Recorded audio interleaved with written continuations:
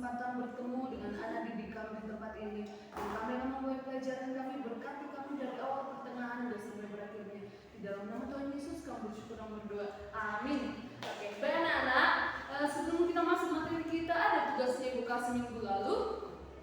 Ya. Enggak ada ya? Oke. Baiklah, kalau enggak ada, kita buka buku kita halaman yang ke-20. Di sana ada topiknya apa? Allah hadir dalam hidupku. Ya. Jadi, materi kita pada bab kedua yaitu Allah hadir dalam hidupku. Oke.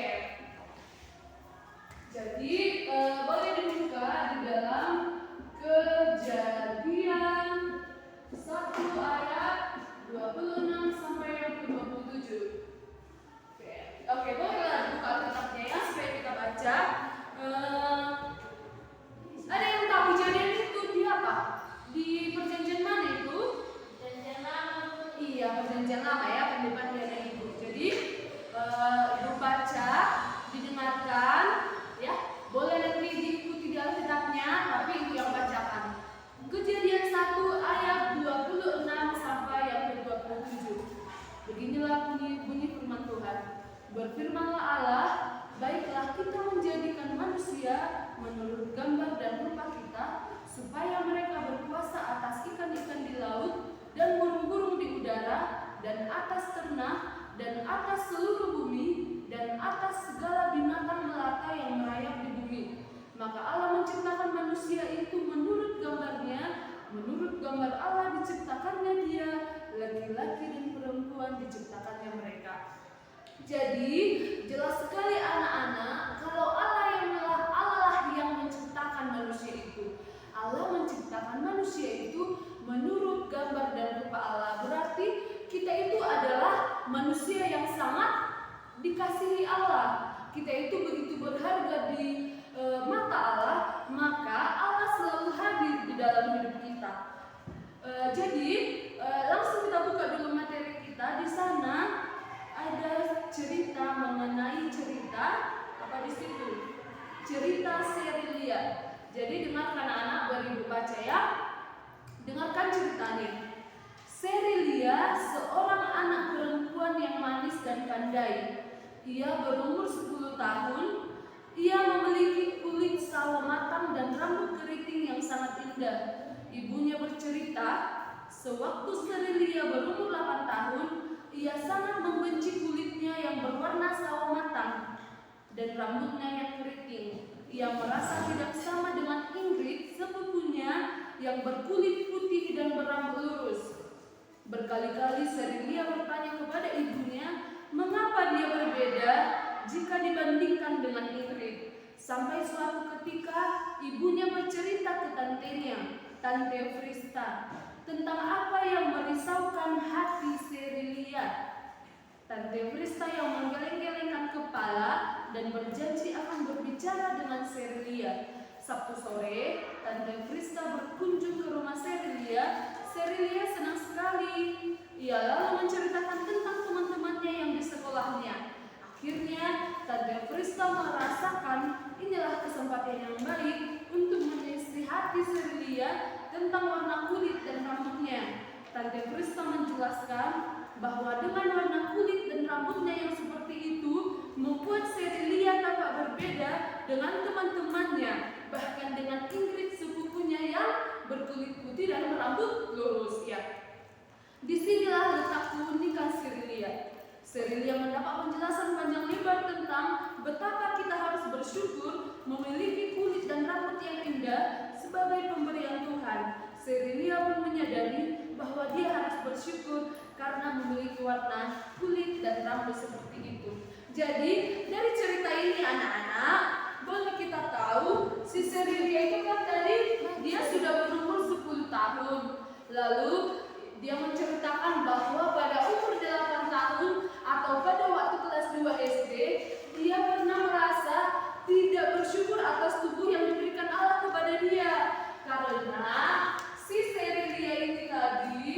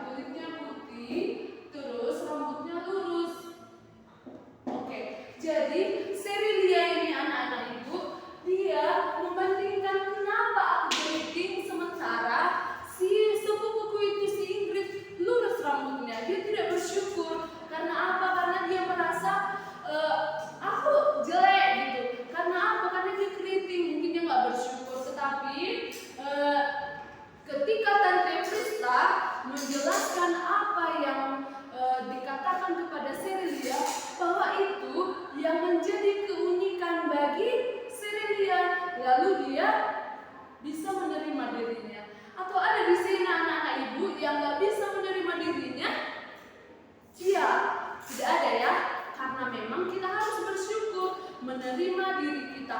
Walaupun kayak rambut ibu keriting gelembang-gelembang atau ibu hitam, kalian putih, kita memiliki ciri khas masing-masing.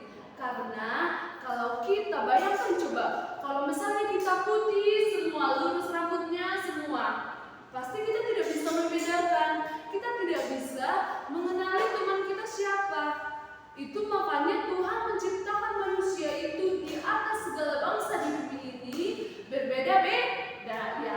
Jadi anak-anak ibu, jika ada ataupun temannya, mungkin siapa tahu mungkin di rumah, di gereja, di sekolah, kalau ada teman yang merasa tidak bersyukur atas hidupnya, boleh kita ingatkan, kita katakan, kamu keriting rambutnya atau hitam tangannya, itu semua karena pemberian Tuhan, itu keunikan bagi dirimu, boleh kita bilang ya anak-anak ya.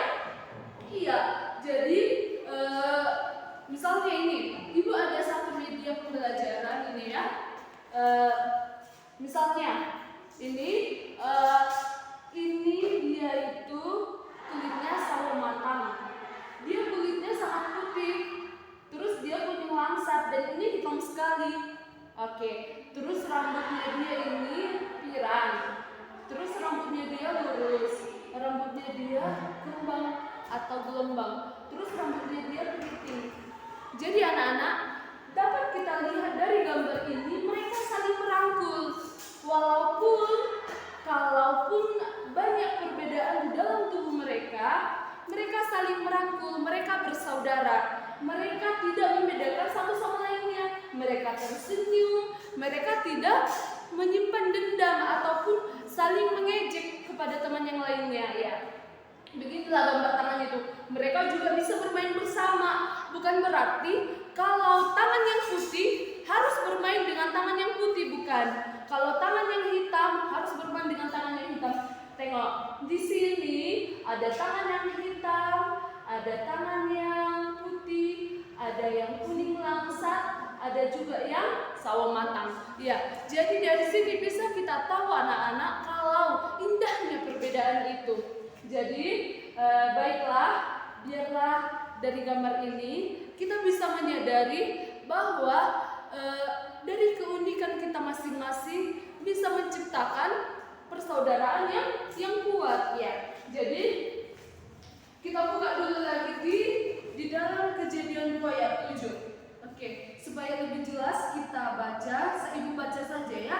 Kalau ada yang bawa kitabnya dibuka, diikuti ibu di dalam Kejadian 2 ayat 7. Ya, tadi kita kan baca ayat Kejadian 1. Dibaliknya ya. Lembar berikutnya. Ibu baca Kejadian 2 ayat 7. Ketika itulah Tuhan Allah membentuk manusia itu dari debu tanah dan menghembuskan nafas hidup ke dalam hidupnya. Demikianlah manusia itu menjadi makhluk hidup. Tuhan menciptakan kita digambar lewat tangannya. Ya, Tuhan menggambar kita di tanah. Lihat, Tuhan gambar di tanah, lalu Tuhan berikan nafas kehidupan. Oke, jadi dari situ bisa kita tahu betapa Tuhan itu selalu hadir di dalam hidup kita, baik di dalam hidup ibu, di dalam hidup anak-anak, bahkan di dalam hidup keluarga kita, teman-teman kita semua. Jika kita masih bisa bernapas, kita masih hidup, ya. Oke, jadi anak-anak ibu, coba bayangkan jika Allah tidak menghembuskan napas kehidupan bagi kita tidak dapat hidup. Kita tidak dapat merasakan hidup di dunia ini. Kita tidak dapat merasakan masakan-masakan mama yang enak ya. Jadi kita harus bersyukur bahwa Allah itu hadir di dalam hidup kita. Oke. Tahu nggak teman-teman? Tahu nggak anak-anak ibu? Kalau kita diciptakan Tuhan mempunyai kelebihan masing-masing ya. Baik jika kayak ibu mungkin berkulit hitam, ibu pasti mempunyai kelebihan tersendiri di dalam diri ibu, atau mungkin tidak selalu sama. Jadi bagaimana proses bentuk kehidupan Allah di dalam hidup kita? Oke, jadi di dalam hidup kita proses pembentukan Allah di dalam hidup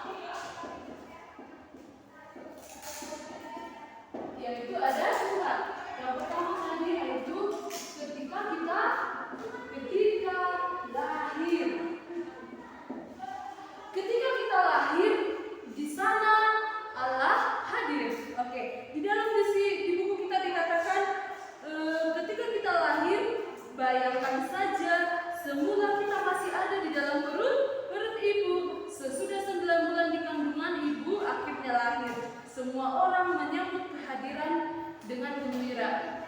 Ketika Tuhan tidak hadir, bisa saja bayinya mati di dalam kandungan, tetapi ketika dia lahir, seluruh keluarganya menyambut kehadirannya.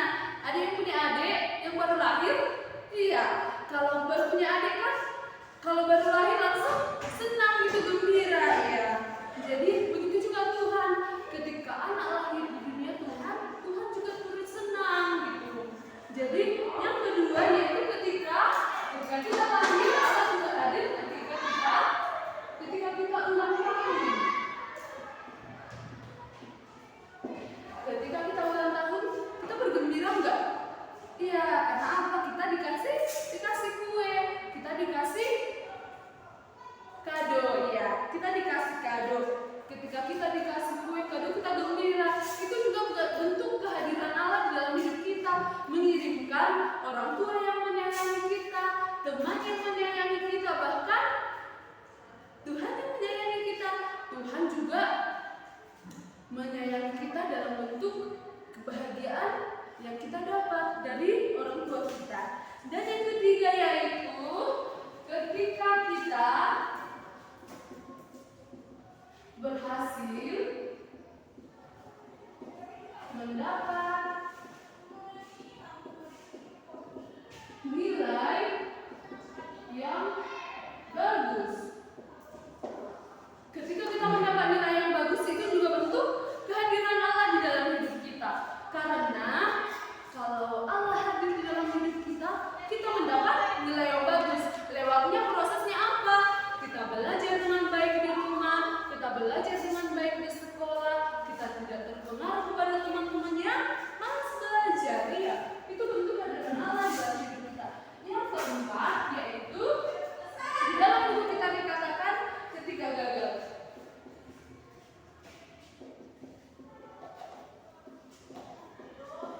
Oke, baik. Ketika gagal, siapa yang merasa kalau gagal itu bentuk kehadiran Allah? Iya, mungkin anak-anak ibu berpikir begini, kenapa Bu gagal? Berarti Allah tidak hadir dalam hidupku. Kalau Allah hadir, berarti saya pasti berhasil. Bukan seperti itu anak-anak ibu. Berarti kalau kita gagal, Allah mempunyai rancangan yang lebih baik. Kalau kita gagal, berarti ada sesuatu yang tidak baik yang akan kita dapat dari apa yang kita inginkan. Misalnya contoh belajar, kita gagal supaya kita lebih giat belajar gitu kan anak-anak ibu ya. Jadi jangan ada yang merasa ketika kita gagal Allah tidak hadir dalam hidup kita. Ketika kita gagal kita merasa Allah tidak menolong kita, tidak memperhatikan kita, malah kita jadi tidak berdoa gitu. Jadi kita harus menyadari bahwa bahkan dalam bentuk kegagalan pun Allah hadir di dalam hidup kita untuk mendatangkan kebaikan di dalam hidup kita semua ya. Oke. Jadi dari keempat tadi, Allah hadir di dalam kita ketika kita lahir, bahkan ketika kita berulang tahun, ketika kita berhasil mendapat nilai yang bagus, bahkan ketika kita gagal. Oke. Jadi sebelum kita mengakhiri pembelajaran kita pada hari ini, Ibu mau mengasih tugas. Jadi tugasnya seperti ini. Anak-anak ibu tahu kan bagaimana perasaan gembira dan perasaan sedih. Oke, jadi perasaan gembira, oke, iya, pasti senyum. Kalau perasaan sedih pasti murung, nangis gitu. Jadi tugasnya adalah berdiskusi dengan teman sebangkunya ya. Jadi yang si Putri berdiskusi sama si Reno, bahkan begitu selanjutnya yang satu meja ya. Jadi diskusikanlah dengan teman sebangku bagaimana kita merasa sedih dan gembira, dan coba dipilih di buku halaman 23 itu anak-anak dikatakan pilihlah salah satu jenis perasaan yang ingin kamu ungkapkan, misalnya sedih atau gembira. Kamu bisa memilih salah satu dari beberapa pilihan ini untuk mengungkapkannya dan diskusikanlah dengan teman sebangkumu. Yang pertama, menyanyikan lagu. Yang kedua, membuat gambar. Yang ketiga, bermain pantomim. Yang keempat, membuat puisi. Jadi salah satu saja dipilih, misalnya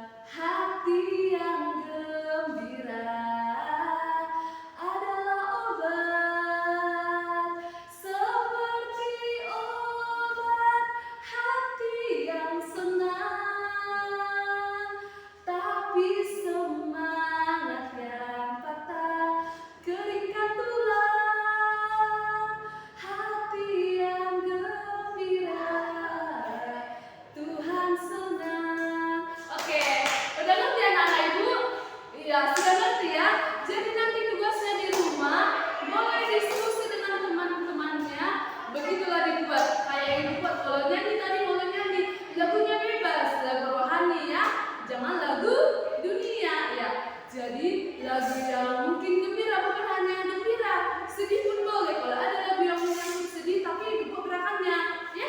Jadi kerjasama dengan kelompoknya, boleh membuat puisi ataupun membuat gambar. Oke. Jadi anak-anak ibu, demikianlah pelajaran kita pada saat hari ini.